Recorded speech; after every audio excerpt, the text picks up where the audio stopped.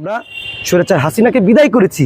যেদিন আমরা একসাথে হাসবো, একসাথে কাঁদবো, সেদিন রাত থেকেই কিন্তু এই নোংরামিটা ইসলামী ছাত্র শিবিরের নেতাকর্মীরা শুরু করেছিলেন।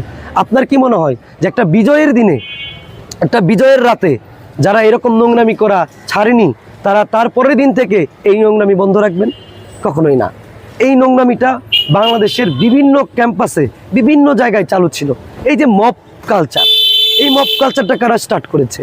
এই মব কালচারটা শুরু করেছে আপনার ইসলামী ছাত্র শিবিরের যারা নেতাকর্মী তারা। আপনি যদি খুব ভালোভাবে লক্ষ্য করেন যে 5 আগস্টের পর যখন আমরা সম্মিলিতভাবে এই দেশের আপামর জনতা, ছাত্র, শ্রমিক সবাই মিলে যখন স্বৈরাচারকে বিদায় করলাম, ঠিক 5 আগস্টের রাতে থেকেই একটা গোষ্ঠী যারা ইসলামী ছাত্র শিবিরের সাথে জড়িত, তারা ছাত্রদলকে ট্যাগ দিয়ে এরকম একটা পোস্ট করা শুরু করলো সব জায়গায় যে ছাত্রদল 0 কন্ট্রিবিউশন রেখে 100% সেলিব্রেশন করছে। দেখুন সংঘাতটা কোন জায়গা থেকে শুরু হয়।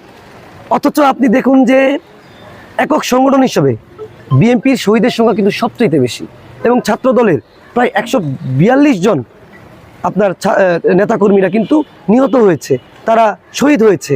কিন্তু যখন আপনি 5 আগস্টের রাতের পর থেকেই ছাত্রদলকে এবং বিএনপিকে ট্যাগ দিবেন যে তাদের কন্ট্রিবিউশনটা 0, এবং এইটা করবে ছাত্র শিবিরের মতো নেতাকর্মীরা, আপনি তাদেরকে ওই যেদিন আমরা স্বৈরাচার হাসিনাকে বিদায় করেছি, যেদিন আমরা একসাথে হাসবো, একসাথে কাঁদবো, সেদিন রাত থেকেই কিন্তু এই নোংরামিটা ইসলামী ছাত্র শিবিরের নেতাকর্মীরা শুরু করেছিলেন।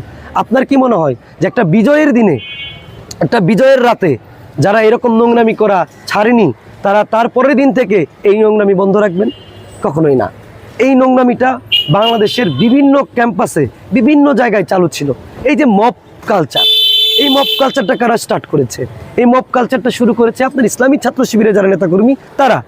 এই বাউলদের উপর হামলা, আপনার কোনো গানের প্রোগ্রামে হামলা, ক্যাম্পাসে মববাজি, এই এবি জুবায়ের মুসাদ্দেক, তারপরে এই যে আপনার রাকসুর যেন কি নাম আমি মনে করতে পারতেছি না, সালাউদ্দিন আম্বারের মতো, যাদের মানে পারিবারিক শিক্ষা, যাদের মেন্টালিটি হচ্ছে নিম্ন মানুষের মতো, তাদের মতো আপনার হচ্ছে লোকজন এই মব কালচার তৈরি করেছিল।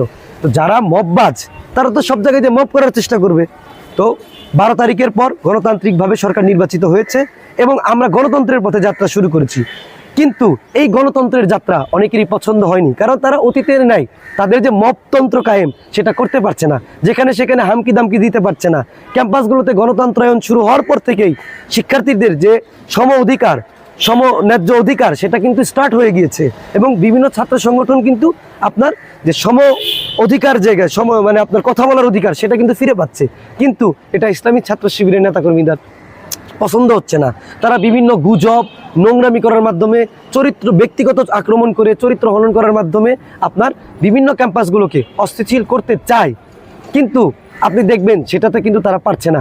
রংপুরে তাদের একটা বিশ্ববিদ্যালয়ে তাদের যে নেতাকর্মীর সংখ্যা বেশি হওয়াতে তারা কিন্তু সেখানে যে মুখে মুখে সুশীল পলিটিক্স বলে সেটা কিন্তু করছে না।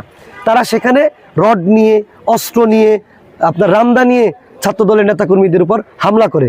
কিন্তু যখনই যে ক্যাম্পাসগুলো আছে, যেখানে ঢাকার শহর থেকে সারা দেশের যে ক্যাম্পাসগুলো আছে, সেখানে যখন এর প্রতিবাদ শুরু হয়, তখনই কিন্তু ইসলামী ছাত্র শিবিরের নেতাকর্মী যে ক্যাম্পাসে একটু স্ট্রং পজিশনে আছে, তখনই কিন্তু তারা এইখানে ছাত্রদলের উপর হামলা শুরু করে।